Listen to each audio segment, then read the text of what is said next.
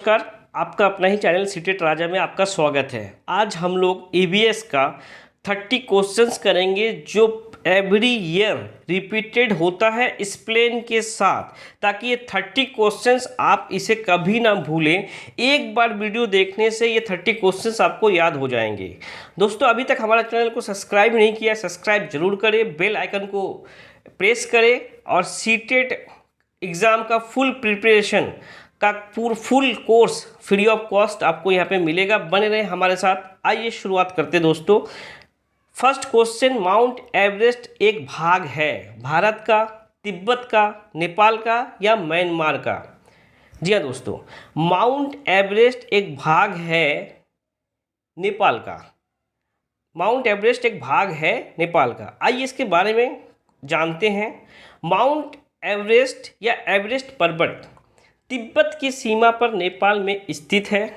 Mount Everest दुनिया की सबसे ऊंची चोटी है जिसकी समुद्र तल से ऊंचाई 8840 मीटर है। इसे नेपाल में सागरमाथा और तिब्बत में चोंगोलुंगमा के नाम से जाना जाता है। इसका नाम भारत में एक महासर्वेक्षक जॉर्ज एवरेस्ट के नाम पे रखा गया है। अवतार सिंह चीमा पहले भारतीय पुरुष और बिछेंद्री पाल माउंट एवरेस्ट पे चढ़ने वाली पहली भारतीय महिला बनी है। दोस्तों, पहली भारतीय महिला बनी। लेते हैं सेकंड क्वेश्चन। दूसरा क्वेश्चन जो बार बार रिपीटेड होता है सीटेड में, पंखुड़िया के अंदर फूलों के बीच में कुछ पतली सी पाउडर जैसी रचनाएं दिखाई देती है, जिन्हें क्या कहते हैं? जी हाँ दोस्तों, परागकोश, पराग, मूलांकर, वर्तिकाग्र। दोस्तों, उसे हम पराग कहते हैं। पराग क्या दोस्तों? पराग पौधे द्वारा संश्लेषित शर्करा युक्त तरल पदार्थ है। सामान्यतः इसका निर्माण फूल में होता है। ये हम्बिंग बर्ड, तितलियां तथा कई कीट पतंग के खाद्य पदार्थ है। आर्थिक रूप से भी यह महत्वपूर्ण है क्योंकि मधुमक्खियाँ जो होती है इसी से अपना मधु का निर्माण करती है। नेक्स्ट थर्ड क्वेश्चन लेते दोस्तों। ये काफ़ी रिपीटेड क्वेश्चन है। कोई पक्षी पेड़ की ऊंची डाल पे अपना घोंसला बनाता है, ये पक्षी कौन हो सकता है? शकरखोरा, भारतीय रॉबिन, कौवा या फाख्ता? दोस्तों, सही उत्तर होगा कौवा। आइए इनके बारे में डिटेल देखते हैं दोस्तों। डिटेल क्या है? कौवा का घोंसला पेड़ों की सबसे ऊंची डाली पे होता है। इनके घोंसला बेहतरीन ढंग से बने होते हैं, जिनमें घास, फूस, रुई, तिनके और पत्ते आदि भी पाए जाते हैं। कौवा भूटान की राष्ट्रीय पक्षी भी है कौवा। नेक्स्ट क्वेश्चन में देखते हैं दोस्तों। नेक्स्ट क्वेश्चन ब्रेन लिपि के बारे में। ब्रेन लिपि मोटे कागज पर उभरे हुए बिंदु के बने होते हैं। ये लिपि कितने बिंदु पे होते हैं? 6 बिंदु, 4 बिंदु, 8 बिंदु या 10 बिंदु? दोस्तों, ब्रेन लिपि बता दी, 6 बिंदुओं पे आधारित होता है। नेक्स्ट इसका एक्सप्लेन देखते हैं हम लोग दोस्तों। ब्रेन लिपि सबसे पहले तो लुईस ब्रेन इसके प्रतिपादक थे। लुईस ब्रेन लिपि जो है नेत्रहीन व्यक्तियों द्वारा उनके लिए उपयोगी की जाने वाली लेखन की एक सार्वभौमिक रूप से स्वीकृति प्रणाली है, जिसमें 3 वर्णों का एक संकेत लिपि शामिल है। प्रत्येक वर्ण 6 स्थिति वाले मैट्रिक्स या कोष में व्यवस्थित 1 से 6 उभरे हुए बिंदु से बना होता है। जी हाँ दोस्तों, नेक्स्ट क्वेश्चन लेंगे दोस्तों। ये काफ़ी रिपीटेड क्वेश्चंस है सीटेड में। इस पौधे में पत्तियां हैं जिन्हें सब्जी की तरह प्रयोग में लाया जाता है। इनके बीजों से तेल प्राप्त होता है। ये आप देख के भी कह सकते हैं ये सरसों है। आप इनका थोड़ा सा एक्सप्लेन देख ले थोड़ा सा। सरसों के पौधे का भोजन करने योग्य भाग इसके पत्ते और बीज में होता है। इसके पत्तियों को पकाकर सब्जी के रूप में खाया जाता है। सरसों का तेल के निर्माण हेतु बीजों को दबाया जाता है, जिनसे हम तेल निकालते हैं। नेक्स्ट क्वेश्चन दोस्तों लेंगे। ये काफ़ी रिपीटेड क्वेश्चन है। केरल के निकटवर्ती राज्य कौन सा है? आप देखेंगे केरल के निकटवर्ती राज्य कौन सा है। आप देखेंगे मैप में कि केरल के बगल में आपको तमिलनाडु, कर्नाटक, ये 2 स्टेट मिल रहे होंगे, कर्नाटक और तमिलनाडु। केरल के 2 पड़ोसी राज्य हैं, कर्नाटक और तमिलनाडु। केरल की बलुई मिट्टी नारियल के पेड़ों के लिए सबसे अधिक है, जिसके परिणाम स्वरूप उच्च, इसलिए केरल में नारियल का पौधा ज़्यादा होता है दोस्तों। नेक्स्ट क्वेश्चन को लेंगे। नेक्स्ट क्वेश्चन, क्या हमारे देश में निम्नलिखित स्थानों में कौन सा ठंडा रेगिस्तान है? दो रिपीटेड क्वेश्चन है दोस्तों ये। ठंडा रेगिस्तान किसे कहते हैं? दार्जिलिंग, जैसलमेर, मेघालय या लद्दाख? ऑप्शन होगा दोस्तों लद्दाख। लद्दाख को हम ठंडा रेगिस्तान कहते हैं दोस्तों। ठंडा रेगिस्तान बेहद ही ठंडी सर्दियों वाले रेगिस्तान है। ये रेगिस्तान आमतौर पर पहाड़ी क्षेत्रों में पाए जाते हैं। लद्दाख भारत का एकमात्र ठंडा रेगिस्तान है जो हिमालय में स्थित है। यह मानसून से प्रभावित नहीं होता है क्योंकि यह हिमालय का वर्षा छाया क्षेत्र में स्थित है। नेक्स्ट क्वेश्चन को लेंगे दोस्तों जी। निम्नलिखित में से कौन सा बीज नहीं है? निम्नलिखित में से कौन सा बीज नहीं है? सौंफ, गेहूं, काली मिर्च, साबूदाना। दोस्तों बता दें, सौंफ भी बीज है, गेहूं भी बीज है, साबूदाना भी बीज है, हमारा काली मिर्च बीज नहीं है। आइए एक्सप्लेन देखते दोस्तों। काली मिर्च एक बीज नहीं है। काली मिर्च एक बीज नहीं है। इसका पौधा काली मिर्च का दाना नामक एक फल देता है और उस फल से वो निकलता है। गेहूं एक अनाज है। सागों को साइकड के बीज से प्राप्त किया जाता है। सौंफ के बीज से पता चलता है कि यह भी एक बीज है। नेक्स्ट क्वेश्चन लेंगे दोस्तों। नेक्स्ट क्वेश्चन, निम्नलिखित में से कौन सा बीमारी रुके हुए इकट्ठा पानी से हो सकता है? जी हाँ दोस्तों, रिपीटेड क्वेश्चन, बार बार सीटेड वालों का ये फेवरेट क्वेश्चन है। आंसर होगा हमारा मलेरिया। आइए मलेरिया के बारे में कुछ जानकारी प्राप्त करते हैं। रुका हुआ पानी कई तरह के बीमारी मुख्य स्रोत है, लेकिन सबसे ज़्यादा मलेरिया के मच्छर उसमें पनपते हैं। इनके काटने से मलेरिया होता है। और दोस्तों हमारा नोट्स ABS का देखते रहेंगे, जिसमें मच्छरों के बारे में पूरा डिटेल दिया गया है, इनका दवा कैसे बनता है, क्या चीज़ें हैं। आप प्लेलिस्ट में जाकर हमारा EVS क्लास जरूर अटेंड करें। वर्ली एक परंपरागत कला का प्रकार है। वर्ली नामक स्थान किस राज्य में है? वर्ली नामक स्थान महाराष्ट्र में है दोस्तों, महाराष्ट्र में। एक्सप्लेन देखते हैं। वर्ली पश्चिम भारत की स्वदेशी जनजाति है जो महाराष्ट्र, गुजरात के सीमा और आसपास के क्षेत्रों में पहाड़ी और तटीय क्षेत्रों में रहती है। आधुनिक समय में वर्ली आदिवासी महाराष्ट्र के ठाणे जिले में रहते हैं। वर्ली आदिवासी अपने घर के दीवारों को उनके जीवन और उनके दैनिक जीवन के अन्य नियमित गतिविधियों को दर्शाते हुए चित्र को सजाते हैं।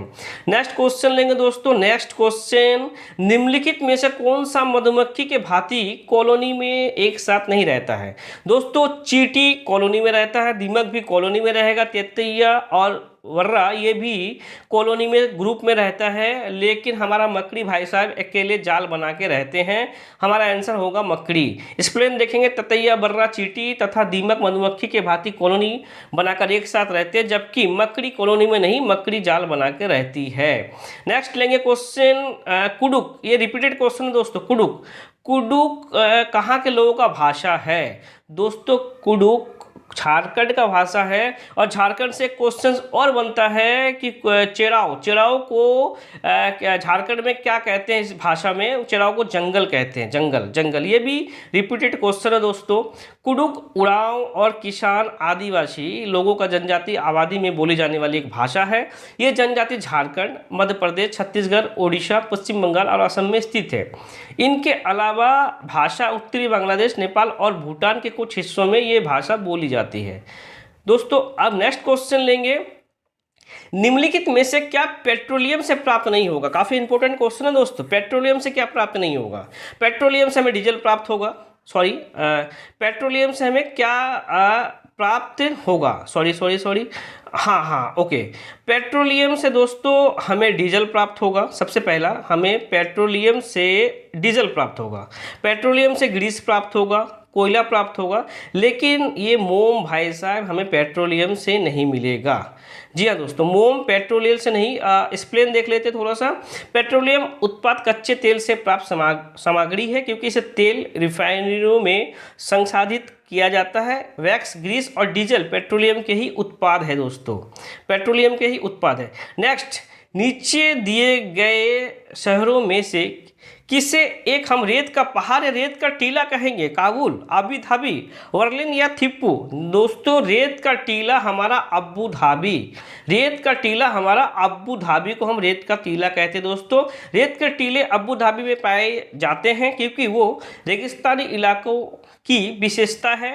रेत के टीले रेत के पहाड़ियाँ है जो रेगिस्तान में उड़ती हवाओं द्वारा बनाया जाता है। जैसे जैसे रेत के दाने जमा होता है और वो टीला का रूप बन जाता है। दोस्तों टीला का रूप। नेक्स्ट क्वेश्चन लेंगे, नारियल डली हुई किसी भी कड़ी में साथ उबला हुआ टेपियोका निम्नलिखित में से किस क्षेत्र का भोजन है? टेपियोका दोस्तों काफ़ी इंपॉर्टेंट और रिपीटेड क्वेश्चन है। ये हमारा केरल का भोजन है दोस्तों, केरल का टेपियोका एक स्टार्च है जो कसाव पौधे की जड़ों से निकाला जाता है। भारत के दक्षिण हिस्सों में विशेष रूप से केरल में टेपियोका चावल के बाद सबसे अधिक खपत किए जाने वाला प्रधान खाद्य पदार्थ है हमारा टेपियोका दोस्तों। नेक्स्ट क्वेश्चन लेंगे, चेराव नाच कहाँ के लोगों का है? हमारा आंसर होगा दोस्तों मिजोरम। चेराव जो नाच है वो मिजोरम का है। और दोस्तों देखते हैं इसके स्प्लेन देखते हैं। चेराव लोक नृत्य मिजोरम का प्रचलित लोक नृत्य है। इस अवसर पर लोग रंगीन पोशाक धारण करके अपने चेहरे पे विभिन्न रंगों से सजाकर नृत्य करते हैं। चेराव नृत्य करते समय नृत्यकर्ता अनेक प्रकार के कर्तन पेश करते हैं, कदमों का इस तरह का वो लोग डांस करते हैं। उन लोगों का ये परंपरागत है। इंपॉर्टेंट क्वेश्चन है दोस्तों, निम्न में से कौन सा एक कीटभक्षी नहीं है? जी दोस्तों कीटभक्षी नहीं है, गिरेटम दोस्तों, गिरेटम। स्प्लेन देखते हैं दोस्तों, स्प्लेन क्या है? कीटभक्षी पौधे वो होते हैं जो अपने पोषण का अधिकांश हिस्सा उन कीटों से प्राप्त करते हैं जिन्हें वो फंसाते हैं और उपयोग करते हैं। कीटभक्षी पौधे के कुछ उदाहरण हैं, ड्रोसेरा, वीनस फ्लाईट्रैप, नेफेथिस, पिंग्यूकुला, जेनलिसिया, डियोनिया, सुंडेव। जी हाँ दोस्तों, बड़ा अजीब नाम है इन लोगों का। आगे देखते हैं दोस्तों, निम्न में से कौन सा ग्रीन हाउस गैस नहीं है? दोस्तों मीथेन एक ग्रीन हाउस गैस है, carbon dioxide green house gas है, कार्बन मोनोऑक्साइड एक ग्रीन हाउस है, और नाइट्रोजन हमारा ग्रीन हाउस गैस नहीं है दोस्तों। आगे देखेंगे कि नाइट्रोजन ग्रीन हाउस गैस नहीं है। ग्रीन हाउस प्रभाव के लिए जिम्मेदार मुख्य गैस है जिसमें carbon dioxide, methane, nitrous oxide, जल वाष्प, फ्लोरिनेट गैस जैसे हैं जो हमारा मीथेन गैसों में है। निम्न में से कौन सा पौधे का उपयोग डिब्बे बनाने और मकान बनाने के लिए होता है? वो हमारा बांस। अब बांस के मकान कहाँ पे बनते हैं? असम में 10 से 12 फीट ऊपर। जी हाँ दोस्तों, EVS क्लास हमारा अटेंड करें, वहाँ पे सारा टॉपिक वाइज कवर करा दिया गया है, आप उससे जरूर अटेंड करें। अब देखते हैं बांस के बारे में। सड़क के निर्माण में बांस का उपयोग, घर स्कूल बनाने में बांस का उपयोग मचान बनाने के लिए, फर्नीचर बनाने के, टिकाऊ बर्तन, कंटेनर, संगीत वाद्य यंत्र में भी हमारा बांस का यूजेस होता है। नेक्स्ट क्वेश्चन लेंगे, काफी इंपॉर्टेंट है। आमतौर पे ये माना जाता है कि रात में जागने वाले जानवर हर चीज को जिस रंग में देखते हैं वो रंग कौन सा है? भाई साहब रात में जागोगे आप तो क्या देख लोगे? आप कुछ नहीं देख पाओगे, काला और सफेद ही देख पाओगे भाई साहब। रात में कोई भी जानवर काला और सफेद ही देखते हैं। आइए, जो रात में सक्रिय होते हैं निशाचर जानवरों के रूप में माना जाता है, उन्हें क्या कहते हैं? निशाचर जानवर कहते हैं। और जो जानवर रात में जगते हैं वो केवल काले और सफेद चीजों को देखते हैं। उनकी आंखों को रात के दौरान दृष्टि बढ़ाने के लिए संशोधित किया जाता है क्योंकि उनके पास बहुत बड़े पुतली हैं। निशाचर जानवरों का उदाहरण है चमगादड़, रेगिस्तानी चूहे, रेगिस्तानी सांप और उल्लू। नेक्स्ट क्वेश्चन लेंगे दोस्तों फटाफट। किस राष्ट्रीय पाठ्यचर्या किस एनसीएफ में प्राथमिक स्तर पे एकीकृत पाठ्यचर्या का रूप पढ़ाने के लिए पर्यावरण अध्ययन का सिफारिश किया था? एनसीएफ एकीकृत दोस्तों, समावेशी शिक्षा नहीं, एकीकृत, वो एनसीएफ 2000 में इसकी सिफारिश हुई थी।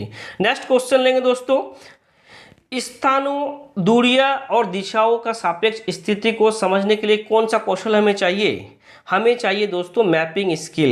नेक्स्ट क्वेश्चन लेंगे दोस्तों 23, पर्यावरण अध्ययन की प्राकृतिक निम्नलिखित का समर्थन नहीं करता है। जी हाँ दोस्तों, क्या समर्थन नहीं करेगा पर्यावरण का अध्ययन? एक टीचर होने के नाते आप किस चीज़ का समर्थन नहीं करेंगे? बच्चे खोज करें, एकदम समर्थन देंगे आप? बच्चे कम गलतियां करिए, इस चीज़ का हम समर्थन दोस्तों नहीं देंगे। बच्चे गलती करे, गलती करना पार्ट ऑफ लर्निंग का एक पार्ट है, गलती करना। बच्चे करके सीखने का ऑप्शन, एकदम लर्निंग बाय डूइंग, खुद एक्टिव रहे बच्चे प्रश्न पूछे, ये भी एक पॉजिटिव है दोस्तों। लेकिन बच्चे कम गलती करे ये नहीं, बच्चे गलती करे तब तो वो सीखेंगे। 24 क्वेश्चन, प्राथमिक स्तर पे पर्यावरण अध्ययन के आकलन के लिए निम्नलिखित में से कौन सा एक संकेतक उपयुक्त नहीं है दोस्तों? नेगेटिव कौन सा है? प्रश्न पूछना अच्छा है, नेगेटिव पॉजिटिव है।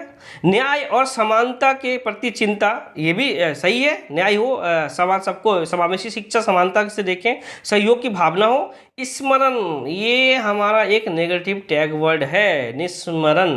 25 में जाएंगे दोस्तों। 25 ईवीएस में किसी अच्छे गृहकार्य का मुख्यतः किस पर केंद्रित होना चाहिए?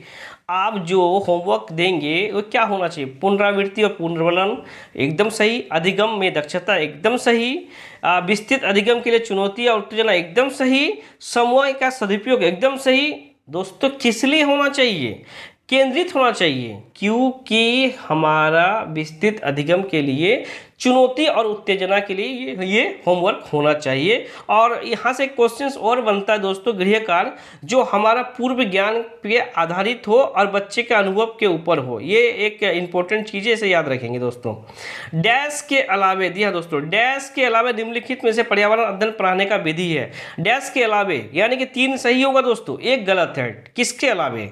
देखो, व्याख्यान एक नेगेटिव टैग वर्ड है। जब आप प्राइमरी के एग्जाम दे रहे हैं और व्याख्यान आ गया तो फटाफट उसे आप काट देंगे। समस्या समाधान सही है आपका, समस्या समाधान, सहयोगात्मक अधिगम, निर्देशिक खोज, ये तीनों सही है। 27 फटाफट करेंगे दोस्तों। पर्यावरण अध्ययन की पाठ्य पुस्तक में अभ्यास एवं गतिविधि डैश के लिए हम उपलब्ध कराएंगे। कहाँ कराएंगे? पर्यावरण अध्ययन में पाठ्य पुस्तकों में जो गतिविधि देंगे वो कहाँ होना चाहिए? इकाई के अंत में, पाठ के अंत में, प्रकरण के अंत में? दोस्तों प्रकरण के अंत में होना चाहिए हमारा एक्टिविटी। जैसा आप देखते होंगे एनसीईआरटी बुक्स में चैप्टर में ही ये ऐसे करो, इसमें ऐसे करो, लर्निंग बाय डूइंग का कुछ एक्टिविटीज़ दिया जाता है। आगे दोस्तों, निम्नलिखित में से कौन सा ईवीएस कक्षा में गतिविधि है? ईवीएस का गतिविधि है दोस्तों, चित्र पढ़ाना, ये भी एक ईवीएस का पार्ट है। फील्ड भ्रमण, ये भी है। शाम पाठ का उपयोग, ये भी है। यानी कि 4 टोटल हमारा ईवीएस का पार्ट है। 29 निम्नलिखित में से कौन सा वर्तमान पर्यावरण अध्ययन पाठ्यक्रम के 6 मुख्य थीमों में से एक नहीं है दोस्तों? भोजन, वो हमारा थीम में आता है दोस्तों। आवास भी आता है। हम चीज़ें कैसे बनाते वो भी आता है। काम और खेल ही नहीं है दोस्तों। हमारा 6 थीम दिया गया है दोस्तों। हमारा क्लास को ज्वाइन करें ईवीएस का, वहाँ पे आपको एनसीईआरटी डिजिटल नोट्स क्लास सब कुछ आपका वहाँ पे मिल जाएगा। जरूर एक बार विजिट करें प्लेलिस्ट में और हमारे साथ बने रहें। पर्यावरण अध्ययन 30 लास्ट क्वेश्चन, पर्यावरण अध्ययन पाठ्यक्रम बच्चों की समग्र शिक्षा का कारण बन सकता है यदि यह एकीकृत हो, सही बात है। समावेशी हो, एकदम सही है। विषयगत हो, एकदम सही है। उपयुक्त, सभी हमारा आंसर हो जाएगा। दोस्तों बने रहे हमारे चैनल के साथ और चैनल को लाइक करना, सब्सक्राइब करना ना भूलें। अभी तक अगर आपने बेल आइकन को नहीं प्रेस किया है तो बेल आइकन को प्रेस करें और कमेंट करें आपको क्वेश्चंस प्रीवियस ईयर या किस टाइप का क्लासेस चाहिए, कमेंट जरूर करें। बने रहे दोस्तों। जय हिंद, वंदे मातरम।